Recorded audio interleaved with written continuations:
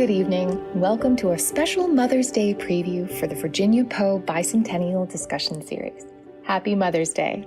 This is Enrica Jang, Executive Director of Poe Baltimore and the Edgar Allan Poe House and Museum. We are just 2 days away from our next live recording in the Virginia Poe Bicentennial discussion series, a year of monthly virtual and in-person programs including graveside chats, hidden history, discussion, and exhibits. In May, our appreciation of Mom doesn't end after just one day. On Tuesday, May 10th, we'll host Mother, Hidden Histories of the Women in the Poe Family at Westminster Hall and Burying Ground here in Baltimore, Maryland.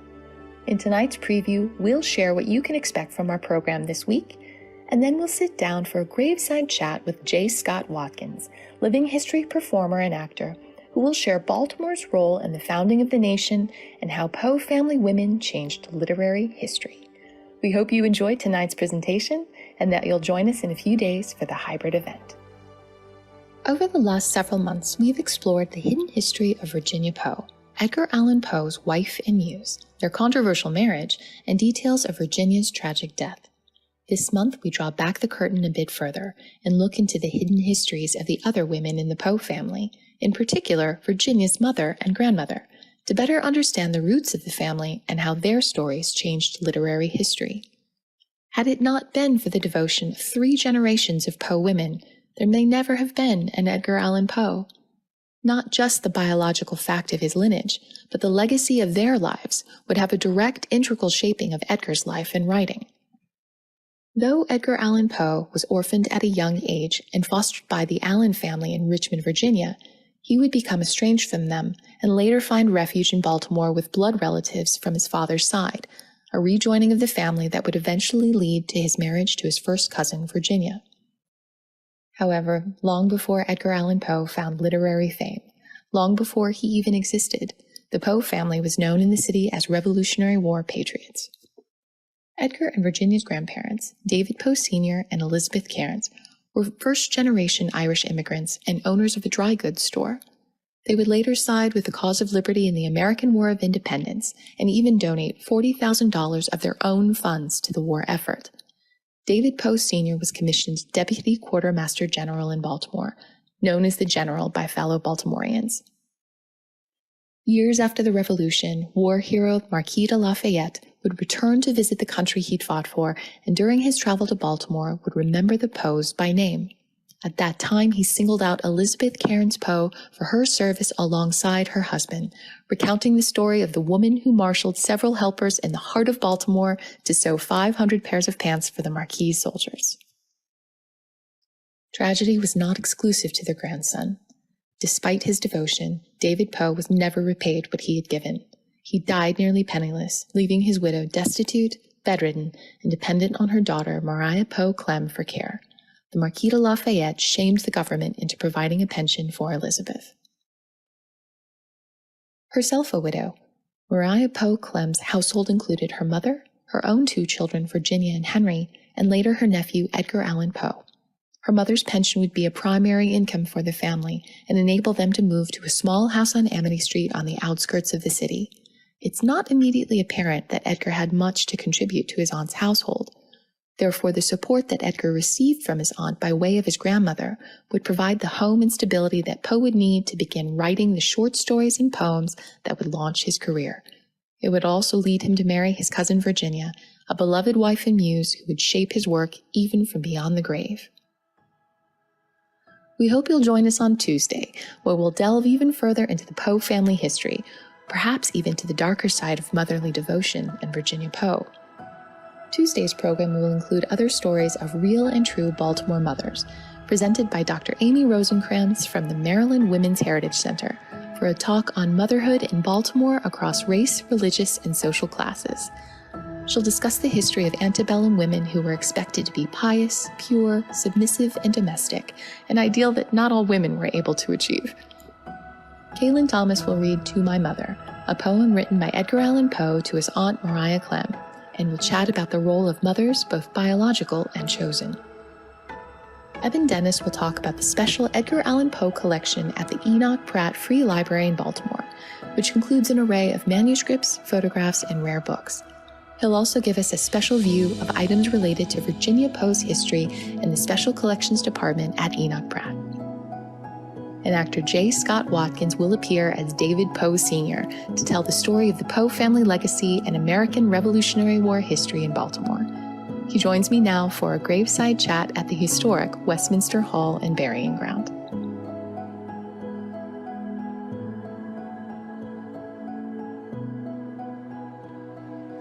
We are here today at Westminster Hall and Burying Ground with Scott Watkins, man about town and living history, former actor. Tell us about your career.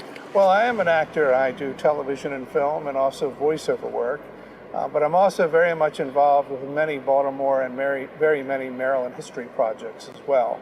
I belong to a number of hereditary societies, namely the Society of Colonial Wars and as well the Sons of the Revolution in the state of Maryland. So Maryland history and Baltimore history is very dear to me. I'm a 10th generation Baltimore Countyan. I'm very proud of that. Such a rich, wonderful history. And Baltimore is such a special city. We really do embrace our history. We want to preserve this legacy and share it with. Baltimore is so amazing in that if you go back far enough in Baltimore, you're bound to be related to most everyone somehow or other. There's an old saying, watch how you conduct yourself on Charles Street. The person you run into either knows your parents or they're a distant cousin to you. So that's what I like about this town, and sitting in this graveyard here at Westminster Hall with such icons as Edgar Allan Poe is the whole idea of just how really interwoven Maryland history is, not only with Maryland, but also with the history of the country as well. And clearly you've dedicated part of your life to that, sharing this legacy and preserving it. It's a passion, and at the same time, it belongs to all of us. I think that history truly is a gift. It sort of fortifies us for the future. And I mean, to be in this plot where really a significant part of American literary history is if you will, memorialized, in the life of Edgar Allan Poe, the father of, science fiction, the first horror thriller, and of course a great poet, is pretty amazing right here on a little street corner in Baltimore. At one time was a little country graveyard in which many American Revolutionary War and War of 1812 heroes and people that were very much a part of Maryland and Baltimore society and industry and medicine and in public service are buried right here. It is truly a portal, if you will, a time capsule of history. I mean, just in this small area, this small yard here, is really a good bit of the beginnings of this nation.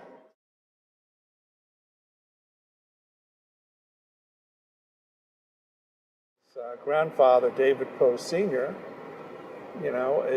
comes here as a young man, not a young man, a boy with his family in the 1750s, winds up becoming Deputy Quartermaster General in Baltimore, supplying the Army, which the Quartermaster General's office was a very, very important office, a very, very, very responsible position in providing the Army with just about everything, from food to clothing to ammunition. Everything that the Army needed is so crucial and so difficult too, by the way, because what David Poe did was literally, he gave a small fortune, $40,000, never was repaid, managed to get this incredible task of 500 pantalons, made for the French Army for their way down to Yorktown, and his wife, Elizabeth Cairn, rounds up all these women in the city, or in the town at the time, to meet in the assembly rooms and create almost, if you will, a kind of early manufacturing plan of these, to get this project done. And it was pretty colossal for its time. So it is just very interesting to go between Edgar Allan and then his grandfather David and see that transition of time periods. But also one man who starts as a wheelwright, and then his grandson, who is this great literary genius who, of course, dies tragically, and how, as a person who's part Irish and part Scots-Irish, is sort of, isn't it sort of stereotypical sort of Celtic tragedy kind of thing, but truly, again, the span of time. What's really interesting is that David Poe was a great friend of Gilbert de Motier, and Gilbert de Motier, of course, was the Marquis de Lafayette. When Lafayette came here on his grand tour back in America in 1824, he wanted to know where Poe, his good friend Poe, was, and they said he had died. He wanted to go to the grave, and he did. He got down on his knees and said, "If it wasn't for you, dear friend, we could never have made it through the war. I mean, your assistance and all were just so important to us." And then, of course, as we all know, or maybe may not know the story, is that he inquired where the widow was. And then indeed, much to the shame of the city fathers, she was, in a hovel. Of course, when Lafayette visited her, it was the impetus, if you will, to provide her with a pension where she could live, I believe, in the house, which is now the Poe House Museum. And that leads directly to Poe, because Poe becomes estranged from his foster family, finds refuge with his blood relatives here, but it's only because of that pension that the family is receiving for their service in the war that makes it possible for him to live at Amity Street at all. Mariah opens her home to her nephew, but she has the means to do it because she's caring for her mother who's receiving that pension. Yes, and the amazing thing too, it's a kind of funny coincidence again, is the fact that Poe actually, that is Edgar Allan Poe, met his grandfather's friend, the Marquis de Lafayette, on his grand tour in 1824 when Poe had a slight career in the military. He actually reviewed troops before the Marquis de Lafayette. So it's kind of interesting, and reading and doing some of the research, it makes you wonder if indeed Edgar Allan had any idea of the closeness of his grandfather with the Marquis. There is this interesting parallel in Edgar's life, too, with the Founding Fathers. He attends University of Virginia, the university started by Thomas Jefferson, the year that Jefferson passes away. Yes. And Jefferson must have been such a presence on the grounds as Poe is attending school there. Yes. So many others. And of course, I think within the Poe family, a number of the boys were named for founders, like John Hancock Poe and so forth and so on. We do have a couple of George Washingtons in the Poe family. Yes, absolutely. and that's what it stemmed from, because indeed, David Poe Sr. did even know and was known to George Washington as well. And George Washington would come to Baltimore often and stay at the Fountain Inn, which was the great old hotel, here in Baltimore. Absolutely. And it does clearly speaks to the family's pride in having served. Yeah.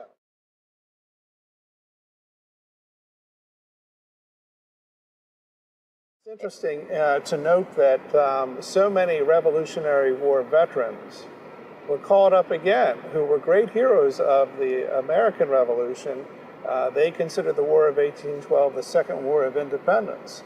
And just sitting right around the corner from us are Sam Smith, who was a member of the Society of the Cincinnati, that was an organization founded by Baron von Steuben, the great German general or Prussian general that developed Washington's army into a professional fighting force. So many men that are buried here wound up, along with David Poe, fighting in the Second War of Independence. And of course, Baltimore, the Battle of Baltimore being such a crucial thing, that even at age 71, we're going to go down to North Point and face the greatest army in the world that defeated Napoleon. And they managed enough to hold the army back. Of course, General Ross was shot off his horse at that battle, and that's what really changed the outcome. But just the same, these men came up and rallied themselves, and God bless him, at age 71, was able to come down and, lend his support again. I mean, the Poe family, we think about Edgar Allan, the great literary genius, but, they truly were a founding family of this country, and through David Poe Sr.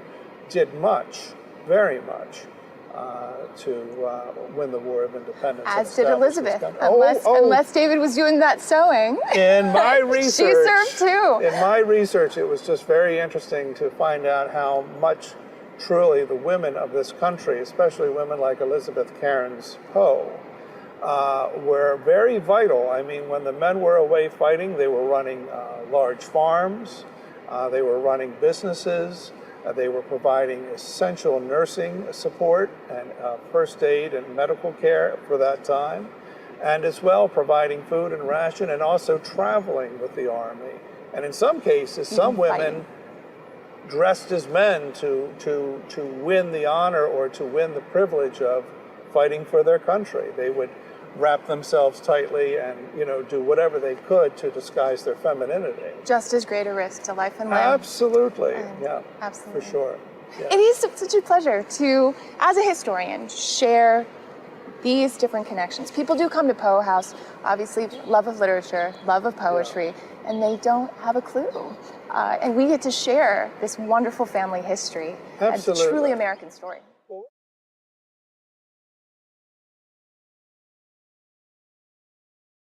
What was so surprising to me a couple of years ago, I have a friend, Jim Bigwood, who is a genealogist, and I was really pretty much raised on my mother's history. And one day he said, Scott, let's check out the Spence side of your father's family.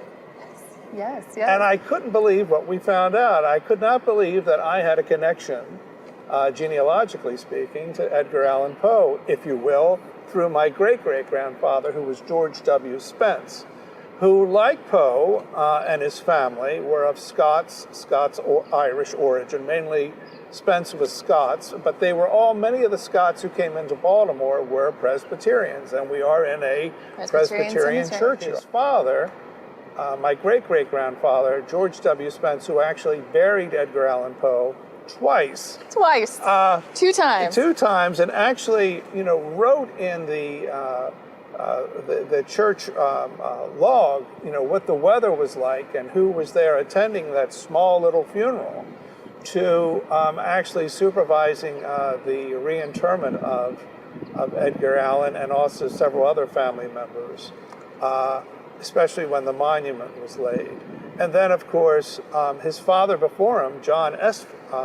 Spence, was the first in his family. There were three generations of the Spence family who were sextons here. So it was John, and then George W., who handled Edgar Allan Poe, and then his other son, who was John Bacchus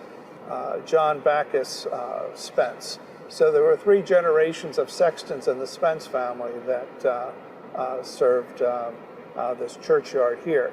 And it's interesting to note that when we were shooting earlier, that to see the grave of Dr. Patrick Allison, who was the founder of the first Presbyterian Church here in Baltimore, but also was the chaplain to the Continental Congress and advisor to George Washington. And during the Constitutional Convention, he, along with other leaders, religious leaders here in Baltimore, also Bishop Carroll, a Catholic, so you have a Presbyterian and a Catholic, really working towards making sure that there's no national religion, and realizing that the First Amendment, and helping to push the idea that, in the First Amendment there shouldn't be a national religion. Dr. Patrick Allison was very outspoken and very much. And he's buried right here. They're all here. I mean, it's an amazing, and the fact that Poe's family, David Poe, would have known Dr. Patrick Allison. He was known to George Washington, known to the Marquis de Lafayette, all in this little country churchyard, which later they built a second chapel over.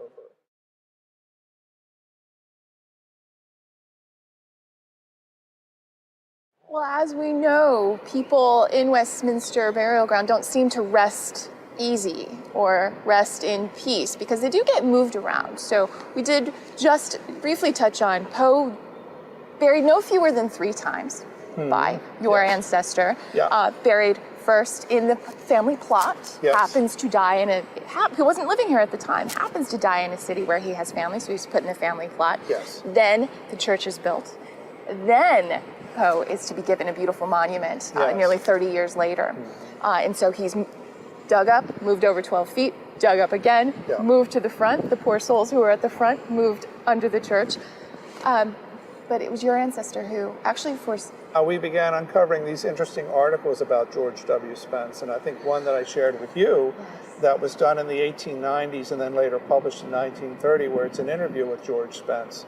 And he talks about so many things that were so incorrect about sensationalism, if you will, of the time, because Edgar Allan Poe was a writer of the macabre, that a lot of these journalists or so-called journalists felt compelled to create almost, if you will, ghoulish ideas about his burial and his reburial. It was almost required, right? Yes, required and just weren't really true at all. These crazy claims that, somebody said they had a chip of his original monument, which we know that Edgar Allan Poe really didn't have an original monument, and all kinds of other claims. I know that George W. Spence said that when he had located the casket, it was pretty much dilapidated and he had most of it burned and destroyed, and he was put into a new encasement and so forth.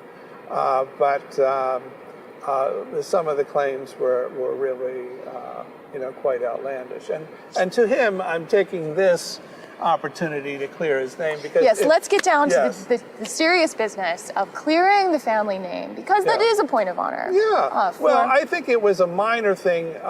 No, I wouldn't say minor, but it was certainly something to be very clear about. I think especially in interpretations here at the graveyard, that indeed, these graves were taken care of with great respect, and certainly these people, several generations. By several generations, and then people even beyond the Spence family. Nothing is new. I was just very recently at speaking to a collector who had been approached by someone who claimed to have the hand of Edgar Allan Poe. And there were these little relics and little pieces and shards that were popping up all over the country. People just, the draw of money, the macabre, all of these things. So setting the scene.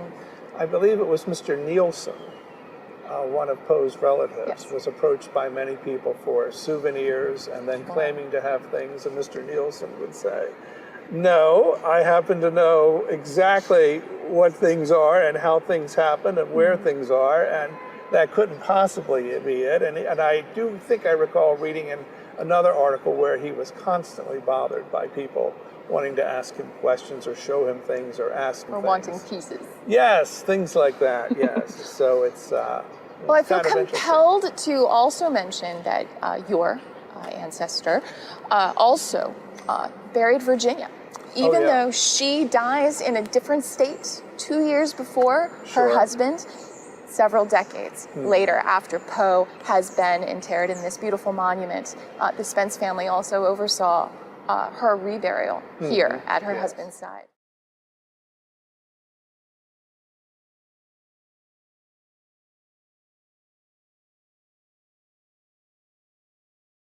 One article which I encourage any Poe fans to look up on about George W. Spence and his account in that 1890s article, which was later published in the Sun paper in the 30s, about what he witnessed. And he said that he would occasionally see Edgar Allan Poe wandering in the graveyard, and he would ask him questions about some of the people buried there and so forth.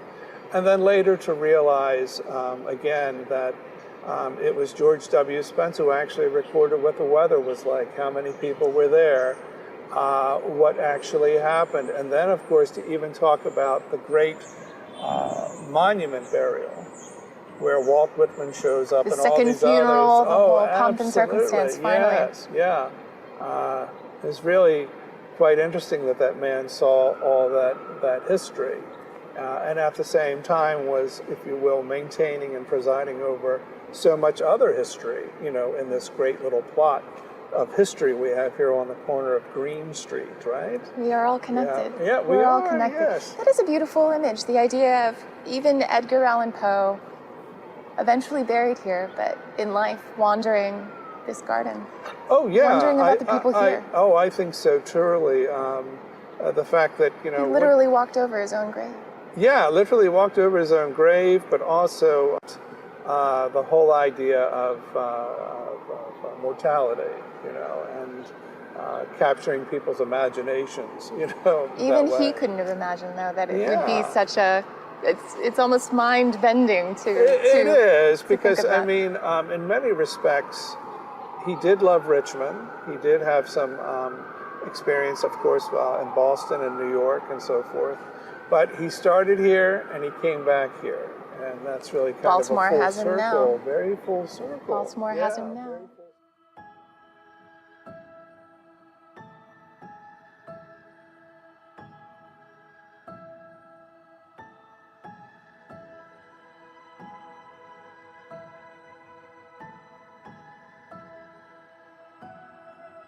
Join the discussion. If you would like to participate in one of the upcoming monthly programs, visit virginiapoebicentennial.org to register for our next live interactive session. Recording will take place at the historic Westminster Hall and Burying Ground, the site where Edgar, Virginia, and other members of the Poe family are buried. Tickets are now available for the May 10th event in Baltimore. June is wedding month, and our discussion centers on marriage. Our guests include historical fiction writer Lynn Cullen, author of the best-selling novel Mrs. Poe. We also welcome the return of Dean Knight from the Poe Museum, and Susan Elizabeth Sweeney will share a connection between Edgar Allan Poe and the Nabokov novel Lolita. In July, we'll explore mourning rites and traditional feminine in mid-19th century America with Hayden Peters, jewelry scholar and historian curating artofmourning.com, then delve deep into cemetery lore with Dying to Tell Their Stories blog historians. We'll also preview some of the memento mori and death tableau from the upcoming Edgar and Virginia Poe death exhibit. All sessions are recorded live. And save the date, the Virginia Poe Bicentennial Gothic Tea Party and Reception, a 200th birthday commemoration and concert, is Saturday, August 13th at Westminster Hall and Burying Ground. Tickets for the Bicentennial are also on sale now. Visit virginiapoebicentennial.org for details.